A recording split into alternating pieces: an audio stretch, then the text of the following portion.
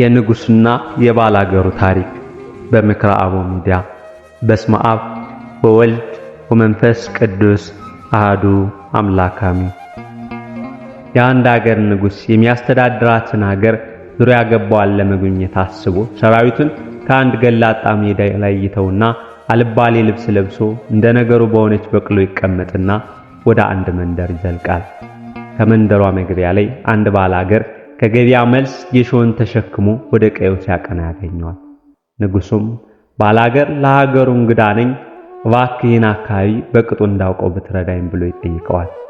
ባላገሩም ጌታው እርሶ በበቅሎ ላይ እኔ ደግሞ እንደሚያዩኝ በግሬ እያዘገምኩ ነው፣ እንዴት ይሆናል አሉ። ንጉሱም ና ወደ በቅሎ ይውጣና ላፈናጥህ አለው። ባላገሩም እንዴ ጌታው ጌሾን የት ላድርገው ብሎ ይጠይቃል።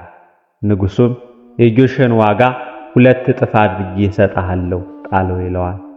ባላገሩ ጌሾውን ወዲያ ጥሎ ከንጉሱ በቅሎ ላይ ከኋላ ተፈናጠጠ። ባላገሩ ከንጉሱ ጋር መሆኑን በጭራሽ አላወቀም።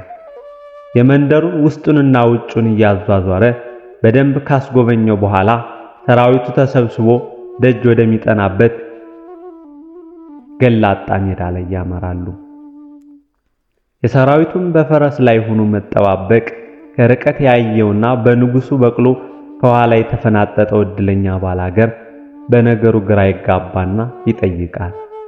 ጌታው እዚያ አካባቢ ንጉስ አለ እንዴ ሲል ንጉስም እንዴት እንዲህ ልትል ቻልክ ቢለው ሰራዊቱን ባየ ጊዜ ጌታው ብሎ ይመልሳል።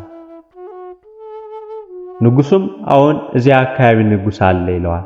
ታዲያ ንጉሱ ማን ነው ጌታው ብሎ ይጠይቃል የዋሁ ባላገር። ንጉሱም ራሱን ደብቆ እኔም አላወቅኩትም።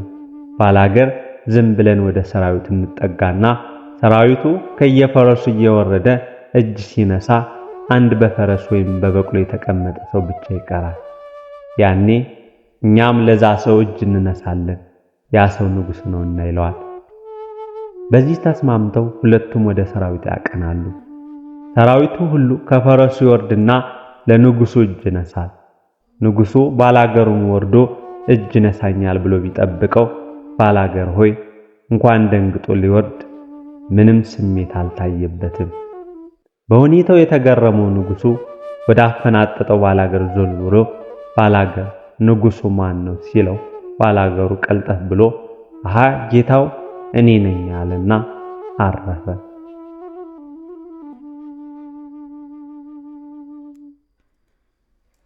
ዛሬም አባቶቻችን ልታይ አለመፈለግና ትሕትናቸውን የተመለከቱ መናፍቃን ወንጌል በርቶልናል ያሉ እናስተምራችሁ ሲሉን ይደመጣሉ። የኢትዮጵያ ቤተክርስቲያን ወንጌል እናስተምር ማለት ድፍረት ብቻ ሳይሆን በእግር ራስ እንደማከክ ነው።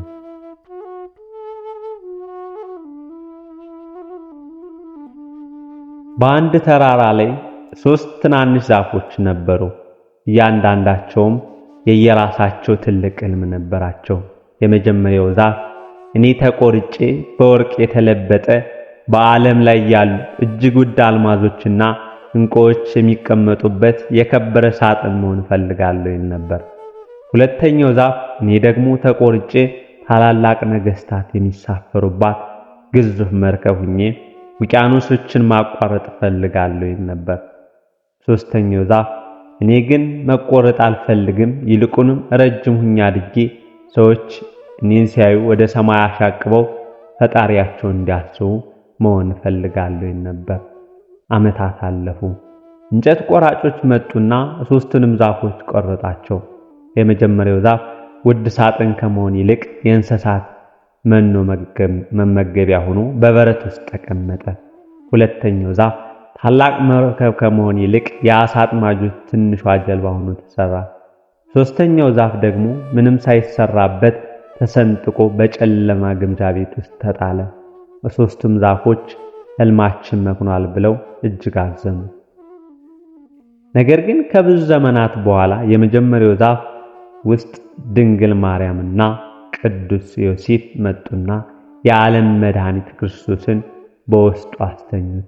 ዛፉም ከማንኛውም የወርቅ ሳጥን በላይ የከበረ አምላክ ተሸከመ።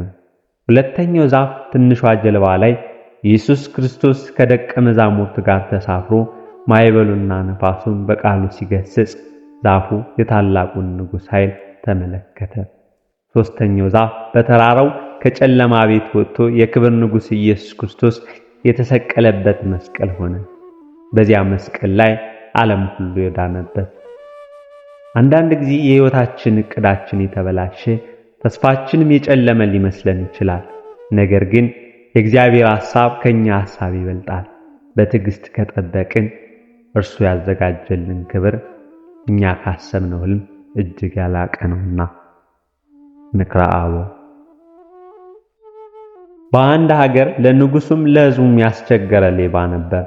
ንጉሱ ሕዝቡን ሰብስቦ ሌባውን መዘው እንዲሰጡት ቢያባብልም ሌባውን የሚያውቅ በመጥፋቱ ማንም ሊናገር አልቻለም። ከዕለታት አንድ ቀን ታዲያ ንጉሱ በሀገሩ ካለ ሰፊ ሜዳ ላይ ሕዝቡ ሁሉ እንዲሰበሰብ አደረገ።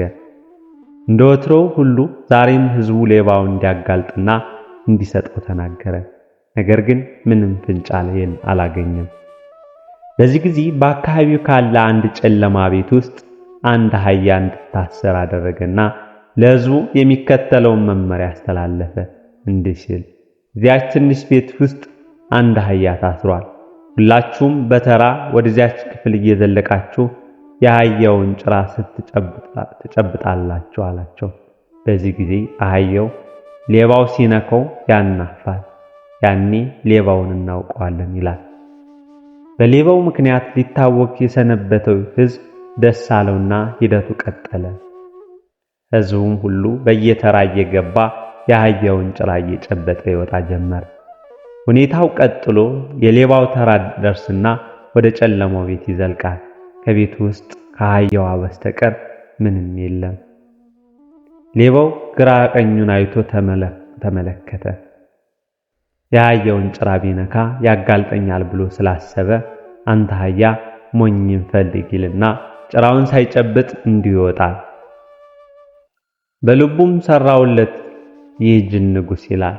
ሕዝቡ ሁሉ ድርጊቱን ፈጽሞ ሲያበቃ ንጉሡ ዙሪያውን ካሰበሰበ በኋላ እያንዳንዱ ሰው ወደ ዙፋኑ እንዲቀርብ እያደረገ የሁሉንም እጃቸውን ማሽተት ይጀምራል።